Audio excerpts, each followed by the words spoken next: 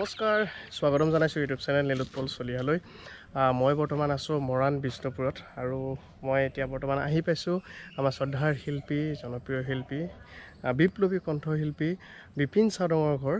তেওঁলোকৰ ঘৰ পাইছোঁ আহি আৰু ইয়াত সোমাই যাওঁ তেওঁৰ ঘৰখনলৈ আৰু এইফালে সোমাইছোঁ আৰু সকলোবিলাক দেখুৱাবলৈ চেষ্টা কৰিম, তেওঁৰ সৈতে কথা পাতিবলৈ চেষ্টা কৰিম। বৌ আছে, বৌৰ সৈতে কথা পাতিবলৈ চেষ্টা কৰিম আৰু সকলোৱে গম পায় যে লকডাউনত যিহেতু যোৱা 2 বছৰ ধৰি কোনো সাংস্কৃতিক অনুষ্ঠান নাই, গতিকে তেখেতে খুব ধুনীয়াকৈ মৎস্য পালন কৰিছে আৰু ফাৰ্মখন কেনেকুৱা হয় মই সকলোবিলাক দেখুৱাবলৈ চেষ্টা কৰিম। কিন্তু ঘৰখনত সোমাইছোঁ আৰু ককাই আছেই। ককাই স্বাগতম জনাইছোঁ। নমস্কাৰ। অৱশেষত আহি আপোনাৰ ঘৰ পালোহি। হয় হয় হয় চেনেলটোৰ জৰিয়তে সমূহ অসমবাসী ৰাইজলৈ শ্ৰদ্ধা জনাইছোঁ, মৰম জনাইছোঁ। আজি আমাৰ ঘৰলৈ নীলোৎপল আহিছে আৰু খুব ভাল লাগিছে। তাৰপিছত ই আমাৰ ঘৰলৈ আহিলে, কিন্তু আমি এতিয়া ফাৰ্মতে যাবলৈ সময় হৈছে, তালৈ এপাক যাম এতিয়া, তাৰপিছত দেখুৱাম। আৰু এবাৰ এনেই ঘৰৰ চৌপাশটো দেখুৱাইছোঁ, খুব ধুনীয়া সেউজীয়াকৈ ৰাখিছে, একদম নাৰিকল গছ। যদিও মানে কি মৰাণ টাউনতে হয়, কিন্তু টাউনত হ'লেও মানে খুব ধুনীয়াকৈ গোটেই পৰিৱেশটো সেউজীয়া কৰি ৰাখিছে। এয়া গছ গছনি ফুল আৰু সকলোবিলাক দেখুৱাইছোঁ। বৌ আছে আৰু কথা পাতিম পিছত, খুব ধুনীয়াকৈ আহি লওঁ। এই ফুল কোনে লগাইছে ককাই? ফুলৰ চখ কাৰ ইমান? তাইও লগাই ময়ো লগাওঁ। দুজনৰে চখ আছে। ফুলৰ চখ খুব ধুনীয়াকৈ ইয়াত কৰিছে আৰু সেইফালে এখন বাৰী আছে, তাতে খেতি কৰিছে, তুলসী গছ, ইয়াত চাকি। আৰু আমি গৈ আছোঁ এতিয়া 2 নম্বৰ খুমটাই ন, খুমটাই বাগানৰ ওচৰত। আৰু এই ছাইডত মই আপোনালোকক দেখুৱাইছোঁ 2জোপামান গছ, আপোনালোকে গছ কেইজোপা চাই লওক। এয়া দেখিছেনে কি ধুনীয়া গছ। এই গছজোপা এই ইংৰাজে ৰুইছিলে ন, ব্ৰিটিছৰ দিনৰ। তেওঁলোকে তেতিয়া ইয়াতে ৰুইছিলে মানে। বাগানখন এখন ব্ৰিটিছৰ বাগানে হয়। ব্ৰিটিছৰ বাগান হয়, গতিকে তেখেতলোকে ৰুইছিলে মানে গছ তেতিয়াই ৰোৱা। আৰু সেইখিনি চোৱাত ভাল আছে।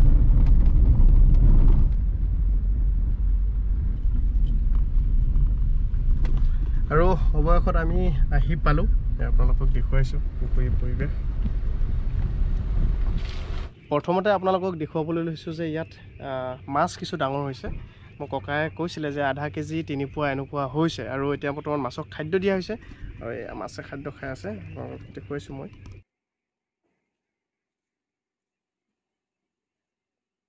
কি উদ্দেশ্য লৈ এই পুখুৰীটো বনোৱা হৈছিল বা কিমান বিঘা মাটিত কৰিছে, বৰ্তমান কি কি মাছ আছে, কি কি খুৱায়, আৰু কেনেকৈ ইমান সংগীত জগতখনত ইমান এটা ব্যস্ততাৰ পিছতো কেনেকৈ তেখেতে মৎস্য পালনত সময় দিছে, বা সেইফালে হাঁহ আছে সকলোতে টাইম দিছে, সেয়া আমি কথা পাতিম। ককাই আছে। এতিয়া আমি কথাটো হ'ল আমি এইখনত উঠি ল'লে ভাল লাগিব নেকি? খুব ধুনীয়া ব্যৱস্থা কৰিছে। কিন্তু এইটোখন কিহৰ কাৰণে ৰখা হৈছে? আচলতে এইখন চলাই থাকিলে মানে মাছে মানে নিয়মীয়াকৈ অক্সিজেনটো পায়। হয় হয়, সেইকাৰণে মাছৰ কাৰণে সুবিধা হয় বুলি ফুৰাও হয় মাছটো। কিন্তু এতিয়া নহয়, এতিয়া মানে এইখন ৰখা পৰা হৈছে, মানুহ এতিয়া আহিবলৈ ধৰিছে এইখন চলাবৰ কাৰণে। বহুত মানুহ সোমায়। এতিয়া আমি ডাৱৰীয়া বতৰত কিন্তু অলপ এতিয়া বন্ধ কৰি ৰাখোঁ, কাৰণ মানে মানুহবিলাক সোমালে অলপ পিছল হৈ যায়, বাগান এৰিয়া সৰু সৰু ল'ৰা ছোৱালীবোৰ আহি যায়, সেইকাৰণে মানে সেইটো সময়ত বন্ধে কৰি ৰখা হয়। আমি তাতে বহোঁ।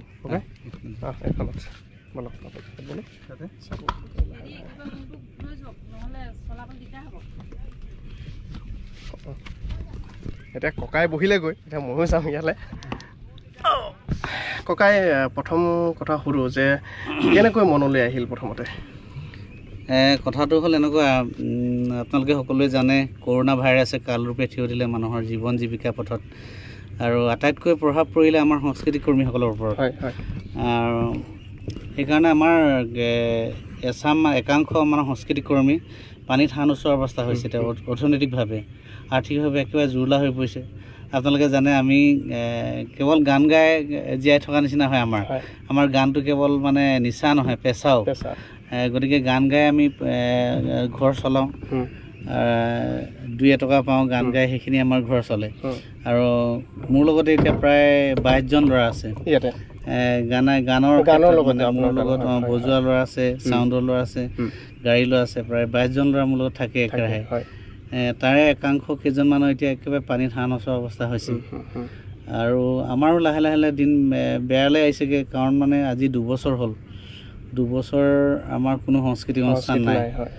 গতিকে অকণমান দিগদাৰ হৈছে। সেইকাৰণে মই ভাবিলোঁ মোৰ ইয়াত মাটি প্ৰায় লৈ থোৱা আছিলে 12 বিঘা মাটি সেইকাৰণে ভাবিলোঁ মই ইয়াতে এটা পুখুৰী খানো মাছ পালন কৰিবৰ কাৰণে আৰু সেয়া আৰু তেনেকৈ আৰম্ভ হ'ল টোটেল ইয়াত 12 বিঘা মাটি 12 বিঘা এতিয়া বৰ্তমান ইয়াত কি মাছ দিয়া হৈছে মাছ আমি ইয়াত প্ৰায় 6 কুইণ্টেল মাছ প্ৰথম মেলিলোঁ ৰৌ বাহু মিৰিকা আৰু হেৰি আমুৰ কাপ বুলি এটা মাছ আছে হয় মই সেইটোৱে ভাবিলোঁ আৰু মই কেৱলতো গান গালে নহ'ব মই সৌ সেইদিনাই কৈছিলোঁ ঐ পথাৰ নিজৰ আৰু নিজৰ বজাৰ কৰি ল'বৰে হ'ল জাতিটোৰ আধাৰ পথাৰ নিজৰ আৰু নিজৰ বজাৰ কৰি ল'বৰে হ'ল জাতিটোৰ আধাৰ খান্দিল বাৰীতে ফিচাৰী নিজৰ বজাৰত থমে নিজে বেপাৰী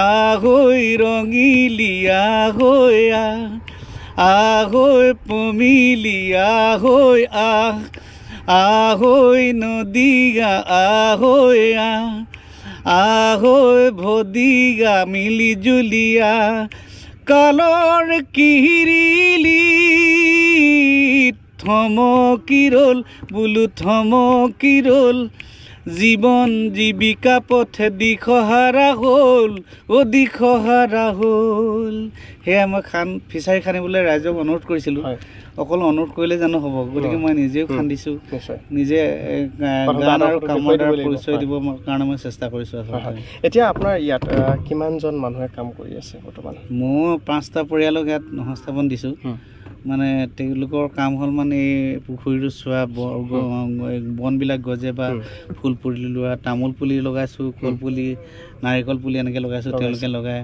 আৰু লগতে মই ইয়াতে হাঁহ আৰু কুকুৰা পুহিছোঁ আৰু লাহেকৈ গাহৰি পুহিবলৈ আৰম্ভ কৰিছোঁ এতিয়া ইয়াত মানে কিমানমান মাছৰ পোনা এৰা হ'ল বুলি কৈছে আপুনি মই ইয়াত প্ৰথম 6 কুইণ্টেল মেলিলোঁ তাৰপিছত সৰু সুৰা অলপ চলপ মেলি আছোঁ পোৱালিবিলাক ক'ৰ পৰা অনা হৈছে এই নলবাৰীৰ পৰা আনিছিলোঁ মই নলবাৰী ভাল মাছৰ খেতিয়ক এজন আছে তাতে দেৱজিৎ বৰ্মন তেখেতৰ তাৰ পৰা আনিছিলোঁ বৰ্তমান কেনেকুৱা ধৰণৰ খাদ্য দি থকা হৈছে মাছ আমি মাছৰ খাদ্য তেনেকৈ নিজৰ ভাৱেও প্ৰস্তুত কৰোঁ আৰু এবিজ বুলি এটা দানা আছে মাছৰ দানা এবিজ দানাটো খুৱাইছোঁ কিমান লাগে ডেইলি আপোনাৰ 2000 টকাৰ মাছত লাগে দানাত এতিয়া হাঁহত তেনেকৈ 2000 মান লাগে মুৰ্গীটো 2000 মান 6-7 টকা মানে এদিনত দানাৰ এটা খৰচা এটা আছে বৰ্তমান হাঁহৰ পোৱালি কিমান মান আছে হাঁহৰ এতিয়া 3500 আছে মানে 4000 হৈছিলে অলপ মৰিছে মাঘ বিহুলৈকে এৰি দিব পৰা হ'ব আৰু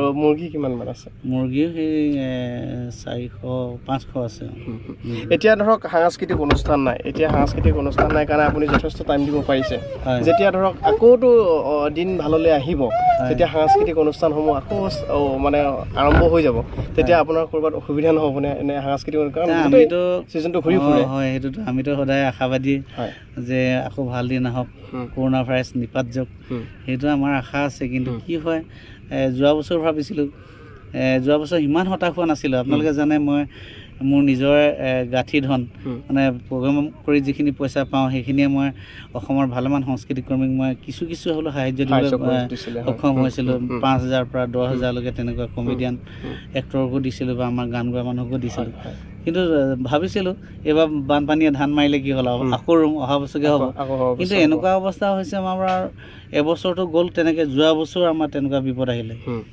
কাহ গ'ল কৰোণা গ'ল মানে একদম অৱস্থাটো একেবাৰে বেয়া হৈ গৈছে আমাৰ এতিয়া আমি আশাবাদী তথাপিতো আকৌ ভাল দিন আহক তেনেকুৱা আৰু এতিয়া আপোনাৰ যিখিনি আছে মই দেখুৱাবলৈ চেষ্টা কৰিম যে হাঁহ মুৰ্গী মই সেইখিনি দেখুওৱা নাই সেইখিনি দেখুৱাবলৈ চেষ্টা কৰিম এতিয়া মাছ আছে খুব ভাল লাগিছে এইফালে মাছে মানে শব্দ কৰি আছে আমাৰ সন্মুখত মাছবিলাক আছে এতিয়া মাছ আধা কেজিমান 3 পোৱা এনেকুৱা আধা কেজি 3 পোৱা এনেকুৱা হৈছেগৈ এতিয়ালৈকে কেতিয়ালৈকে উঠাব পৰা হ'ব মাছটো এনেই কিছুমানে কৈছে মাঘত অলপ উঠাব পাৰে আপুনি যিবিলাকে মাছৰ বিষয়ে জানে তেওঁলোকে আমাক কৈছে আৰু মাঘত অলপ উঠাব পৰা হ'ব তাৰমানে কি হয় মাছৰ খেতি বুলিয়ে কৈছোঁ বহুতে কৰে কিন্তু বহুতে কি হয় মানে এইটোৰ পৰা লাভৱান বা হয়তো বিশেষ কথা নজনাৰ কাৰণেও এনেকুৱা হৈ যায় লোকচানৰ সন্মুখীন হয় আপুনি ক'ৰবাৰ পৰা কিবা এনেকুৱা প্ৰশিক্ষণ লৈছে নেকি যে প্ৰশিক্ষণ মানে আমাৰ ইয়াতে বহুতো মাছৰ যিবিলাক বিশেষজ্ঞ তেখেতলোক আছে ফিচাৰী ডিপাৰ্টমেণ্টৰ মানুহবিলাক ইয়াতে আহে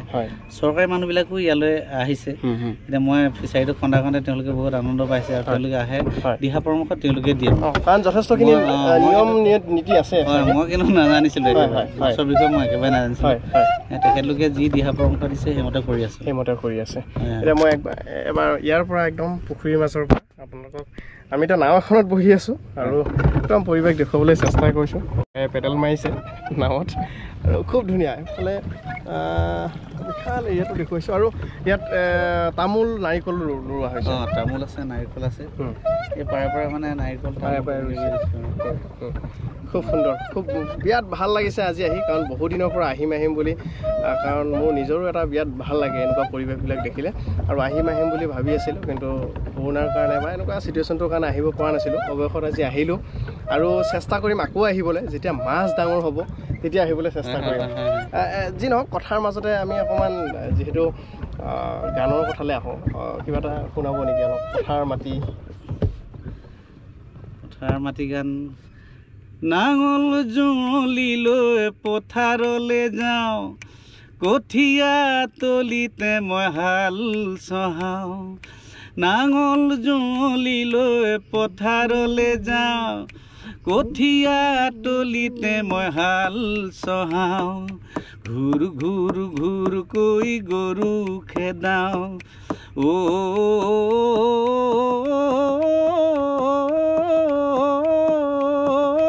ঘূৰ ঘূৰ ঘূৰ ঘূৰ ঘূৰ ঘূৰ ঘূৰ কৈ গৰু খেদাওঁ নাঙল জুলি লৈ পথাৰলৈ যাওঁ খুব সুন্দৰ বিৰাট ভাল লাগিল আজি আপুনি যথেষ্ট সময় মোক দিছে ইমান ব্যস্ততাৰ মাজত আৰু এতিয়া যিহেতু আকৌ লাহে লাহে মানে অৱস্থা ভাললৈ আহিলে হয়তো সাংস্কৃতিক দিশখন আকৌ অলপ ঠন ধৰি উঠিব নতুন গানৰ কিবা ব্যস্ততা বৰ্তমান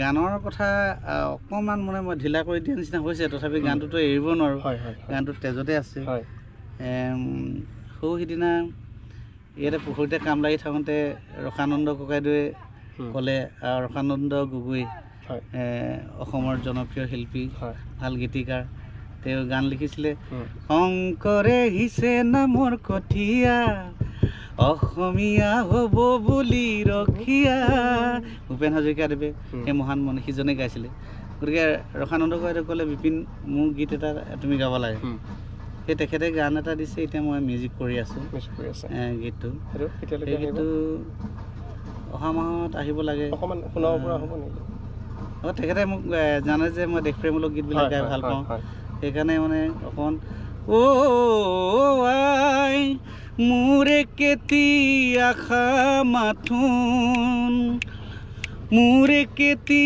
সপোন মাথোন জীয়াই থাকোঁতেই ধুৱাব পাৰোঁ যেন তোমাৰ দুখনি চৰণ জীয়াই থাকোঁতেই ধুৱাব পাৰোঁ যেন তোমাৰ দুখনি চৰণ তেনেকুৱা এটা গান খুব সোনকালে আহি আছে আৰু এতিয়া আমি পুখুৰীৰ পৰা যাম আমি হাঁহ য'ত আছে হাঁহ আৰু মুৰ্গী আপোনালোকক দেখুৱাবলৈ চেষ্টা কৰিম আৰু তামোল গছ ইয়াত ৰোৱা হৈছে এয়া নেমু তামোল নেমু কলগছ ৰোৱা হৈছে এনেকৈ খুব সুন্দৰকৈ পুখুৰীৰ পাৰত আৰু এইফালে হাঁহৰ শব্দ শুনিছোঁ হাঁহ আছে 3500মান হাঁহৰ পোৱালি আছে আমি চাওঁ এতিয়া হাঁহৰ পোৱালি ভিতৰলৈ সোমাই যাওঁ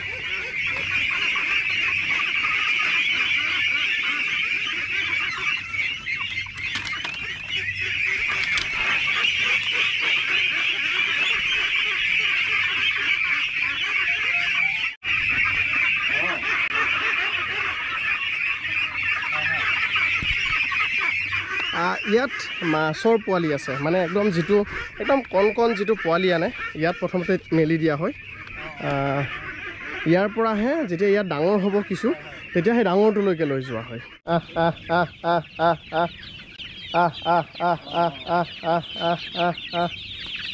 আৰু এয়া হৈছে মুৰ্গী যথেষ্ট মুৰ্গী আছে ইয়াত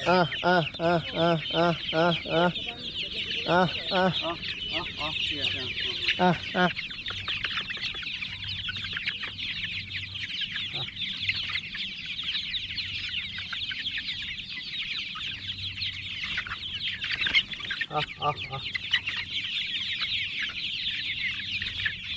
প্ৰায় গোটেইখিনি লোকেলে আছে হয় লোকেল হয় গোটেইখিনি লোকেল লোকেল